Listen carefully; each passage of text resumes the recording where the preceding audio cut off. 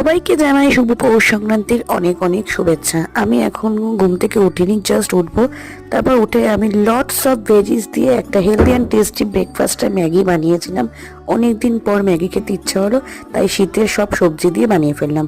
তারপর রান্নাঘরে দেখি মা পিঠে করতে শুরু করে দিয়েছে, আর এই দিনটার জন্য আমি ওয়েট করে থাকি। এখানে হচ্ছে এখন সরা পিঠে, তারপর আমার ফেভারিট পিঠে যেটা আমি প্রত্যেকবার নিজের হাতে বানাই, চুষি পিঠে। সবাই কে কি নামে এই পিঠেটাকে ডাকো জানি না, কিন্তু আমরা এখানে এটাকে চুষি পিঠে বলি।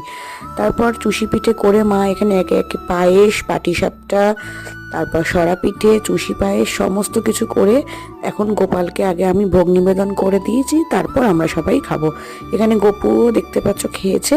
তারপর আমি একটু বেরিয়েছিলাম, কালকে আমাদের বাড়ির পুচকুর বার্থডে, তাই গেছিলাম একটুখানি এই দুটো সোয়েট শার্ট কিনতে, কি কিউট না। তারপর বাড়িতে এসে আজকে ডিনারে এক প্লেট পিঠা নিয়ে বসেছি। ব্লগটা ভালো লাগলে সাবস্ক্রাইব। টাটা, সবাই ভালো থেকো।